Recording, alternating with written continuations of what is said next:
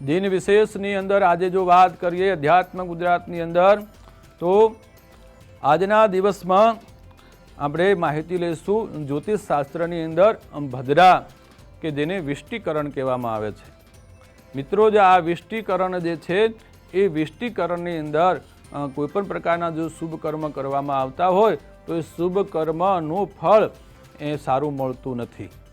તો આ વિષ્ટિકરણની વિશેષ માહિતી હું તમને આપીશ કે આ વિષ્ટિકરણ એટલે શું, એની ઉત્પત્તિ કેવી રીતે થઈ અને વિષ્ટિકરણ શા માટે અશુભ માનવામાં આવ્યું છે. તો વિષ્ટિ એટલે કે ભદ્રા. આ ભદ્રા નામનું જે કરણ જે છે એ 7 કરણો ટોટલ શાસ્ત્રમાં બતાવવામાં આવ્યા છે. એ 7 કરણોમાંનું જે છેલ્લું જે કરણ છે એ વિષ્ટિ એટલે કે ભદ્રા નામનું કરણ છે. દરેક તિથિના પૂર્વાર્ધ અને ઉત્તરાર્ધમાં, એટલે કે તિથિ ચાલુ થયા પછી અને તિથિના પાછળના ભાગમાં એ રીતે દરરોજના 2 કરણ તિથિ ભોગવતી હોય છે. એમાં છેલ્લું જે કરણ છે એ વિષ્ટિકરણ છે. અને વિષ્ટિકરણની અંદર અમુક પ્રકારના જો ક્રિયાઓ કરવામાં આવે તો એનો ભય સતાવવામાં આવે છે. આ વિષ્ટિ જે કરણ છે એનું મૂળ નામ શાસ્ત્રમાં ભદ્રા તરીકે ઓળખવામાં આવ્યું છે.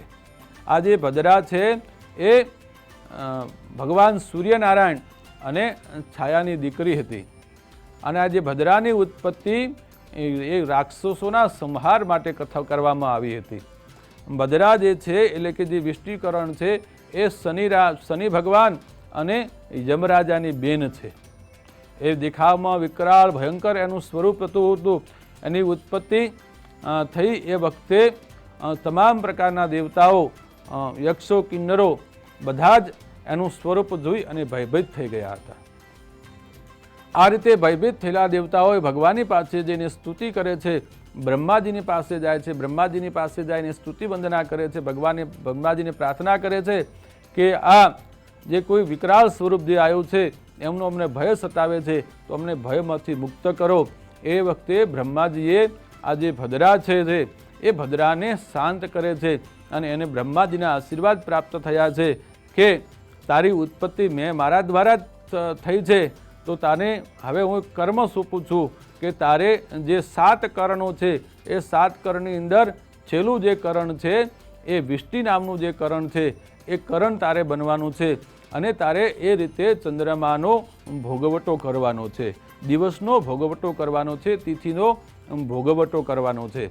એટલે વિષ્ટિ નામનું જે કરણ છે એ વિષ્ટિકરણની અંદર શુભ કર્મોનો ત્યાગ કરવો જોઈએ. કારણ કે વિષ્ટિકરણની અંદર જો શુભ કર્મો કરવામાં આવે છે તો એનો દુષ્પ્રભાવ એ કર્મની અંદર રહે છે અને કર્મમાં વિઘ્નો આવવાની સંભાવનાઓ રહેલી છે.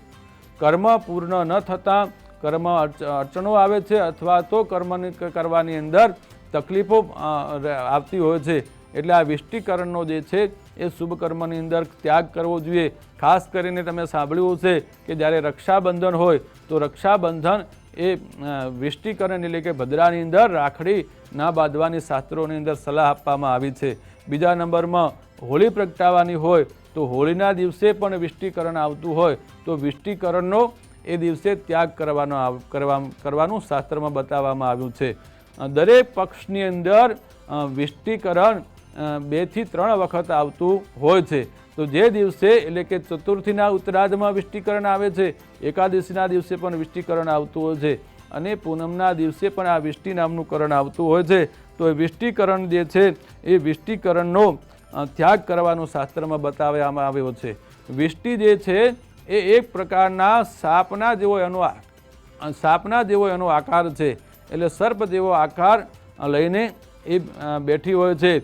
એટલે વિષ્ટિ જે કરણ છે એની જે દિવસની અંદર અમુક કલાકો એ વિષ્ટિકરણ ભોગવતું હોય છે. દાખલા તરીકે 24 કલાકનો આપણે દિવસ ગણીએ તો આગળના જે તિથિનો અડધો ભાગ છે એટલે કે 12 કલાક જેટલો મોટો સમય છે એ આગળનું જે કરણ હોય છે એ વણિજ નામનું કરણ ભોગવે છે. એના પછી પાછળનો જે ભાગ આવે છે એ તિથિનો ઉત્તરાર્ધ એ વિષ્ટિકરણ ભોગવતું હોય છે. અને આ વિષ્ટિકરણની અંદર જેટલો સમય આવે છે 12 કલાકનો હોય કે 11 કલાકનો હોય કે 10 કલાકનો સમય હોય કે 12 કલાકથી વધારે પણ સમય હોઈ શકે છે. તો વિષ્ટિકરણની અંદર અમુક પ્રકારના શાસ્ત્રમાં બધા નિયમો બતાવવામાં આવ્યા છે. તો વિષ્ટિકરણની અંદર તમારે કોઈ પણ શુભ કામ કરવાનું થાય છે તો એની અંદર ખાસ ધ્યાનમાં રાખવાવાળી જો બાબત હોય તો એ વિષ્ટિનું જે મુખ છે, મુખનો ભાગ છે, એ મુખના ભાગને અશુભ કહેવામાં આવ્યો છે. તો શુભ કર્મોની અંદર આ વિષ્ટિના મુખના ભાગનો ત્યાગ કરી અને બાકીનો જે સમય છે એટલે કે વિષ્ટિનું જે પાછળનો ભાગ એટલે પૂંછડાનો જે ભાગ છે એ પૂંછડાના ભાગની અંદર તમે શુભ કર્મો કરો છો તો એનો કોઈ પ્રકારનો દોષ રહેતો નથી. તો વિષ્ટિનું જે પૂંછડું છે એ વિષ્ટિનું જે પુચ્છ છે, ભદ્રા પુચ્છ જેને કહેવામાં આવે છે, એ ભદ્રા પુચ્છને શુભ માનવામાં આવ્યું છે અને ભદ્રા પુચ્છની અંદર તમે શુભ કાર્ય કરી શકો છો. આના સિવાય પણ જે વિષ્ટિ નામનું જે કરણ છે એને અલગ અલગ પ્રકારે બ્રહ્માજીએ એને વાસ બતાવવામાં આવ્યા છે કે અમુક દિવસે તારે સ્વર્ગની અંદર વાસ કરવાનો છે, અમુક દિવસે તારે મૃત્યુલોકમાં વાસ કરવાનો છે, અમુક દિવસે તારે પાતાળ લોકની અંદર વાસ કરવાનો એને આદેશ આપેલો છે. એટલે વિષ્ટિનો દોષ ક્યારે લાગે છે કે જ્યારે વિષ્ટિ મૃત્યુલોક એટલે કે પૃથ્વીલોક પર વિષ્ટિકરણનો જ્યારે વાસ હોય છે ત્યારે એ વિષ્ટિનો દોષ લાગે છે. સ્વર્ગમાં જો વિષ્ટિનો વાસ હોય તો એ સુખ આપનારી છે અને પાતાળમાં જો વિષ્ટિનો વાસ હોય તો એ ધનધાન્યની અભિવૃદ્ધિ કરનારી બને છે. તો આ વિષ્ટિકરણ સ્વર્ગમાં કે જ્યારે ચંદ્ર ભગવાન સિંહ રાશિ, કર્ક રાશિ, કુંભ રાશિ કે મીન રાશિમાં જ્યારે હોય છે ત્યારે આ વિષ્ણુ નામનું જે કરણ જે છે એ મૃત્યુલોક એટલે કે પૃથ્વીલોક ઉપર એનો વાસ હોય છે, પાળવાનું હોય છે. એટલે કે પાળવામાં એ સમય દરમિયાન વિષ્ટિના સમયગાળા દરમિયાન શુભ કર્મનો ત્યાગ કરી દેવો જોઈએ અને કદાચિત જો પણ અતિ આવશ્યક હોય, શુભ કર્મ કરવાની જરૂરત પડતી હોય, ચાલે એવું ન હોય તો એ જે ભદ્રાનો જે સમયગાળો છે એ ભદ્રાના સમયગાળાની અંદર ભદ્રાની જે પૃચ્છ એટલે કે જે પાછળનો ભાગ છે એ પાછળના ભાગની અંદર તમારે એ શુભ કર્મ કરવું જોઈએ. એ ભદ્રાનો જે મુખ ભાગ છે એ સમયની ગણિત કરી અને સમય અનુસાર મુખનો ત્યાગ કરી અને પૃષ્ઠભાગની અંદર તમે ભદ્રાની અંદર પણ શુભ કર્મ કરી શકો છો. એમાં શાસ્ત્રોનો કોઈ દોષ લાગતો નથી અને કાર્યમાં સિદ્ધિની પણ પ્રાપ્તિ થાય છે.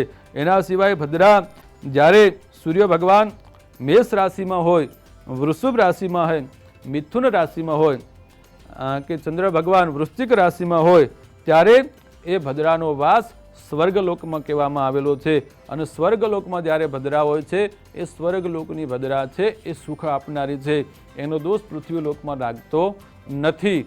અને સ્વર્ગલોકની જ્યારે ભદ્રા હોય ત્યારે પૃથ્વીલોક ઉપર પૃથ્વીના લોકો શુભ કર્મ કરી શકે છે, એમાં એનો દોષ રહેતો નથી. એના સિવાય જ્યારે ચંદ્ર ભગવાન કન્યા રાશિમાં ભ્રમણ કરતા હોય, તુલા રાશિમાં ભ્રમણ કરતા હોય કે ધન રાશિમાં ભ્રમણ કરતા હોય કે મકર રાશિમાં ભ્રમણ કરતા હોય તો એ વખતે આ જે વિષ્ટિનો વાસ જે છે એ પાતાળમાં માનવામાં આવ્યો છે અને પાતાળની અંદર ભદ્રાનો જ્યારે વાસ હોય છે ત્યારે પૃથ્વીલોક ઉપર એનો દોષ લાગતો નથી. પૃથ્વીલોક ઉપર આપણે શુભ કર્મ કરી શકીએ છીએ, એનો દોષ રહેતો નથી અને કાર્યની અંદર ચોક્કસ લાભની પ્રાપ્તિ થતી હોય છે.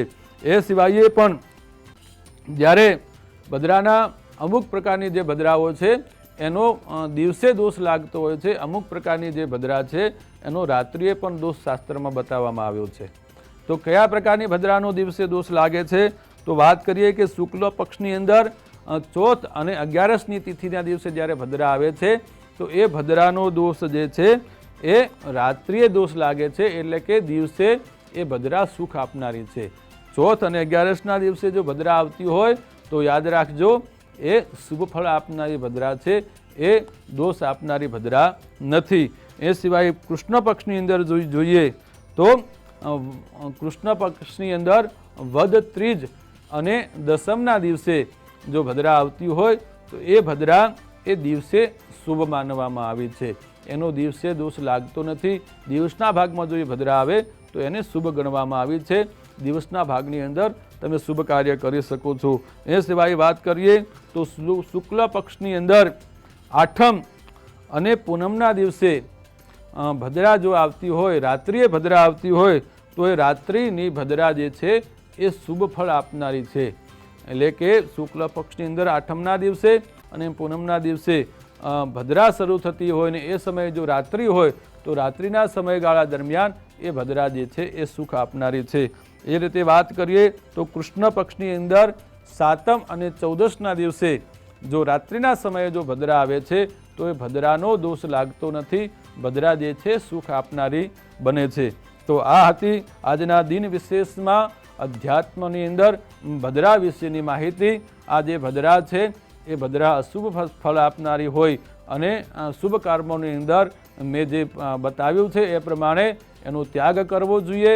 જ્યારે પૃથ્વી લોક ઉપર જ્યારે ભદ્રાનો વાસ હોય છે એ દિવસે શુભ કર્મો કરવા જોઈએ। એ શુભ કર્મોની અંદર સુખ આપનારી છે અને શુભ કર્મનો ત્યાગ કરવો જોઈએ। પૃથ્વી લોક ઉપર ભદ્રા જ્યારે વાસ હોય ત્યારે એનો ત્યાગ કરવો જોઈએ। અને એમ છતાં પણ જો વિશેષમાં જો કોઈ શુભ કરવાનું અતિ આવશ્યક હોય તો એ ભદ્રાનો જે પૂંછ ભાગ છે એ પૂંછ ભાગનો ગણિત કરી અને પૂંછના ભાગની અંદર શુભ કર્મ કરવું જોઈએ। અસ્તુ, જય શ્રી કૃષ્ણ।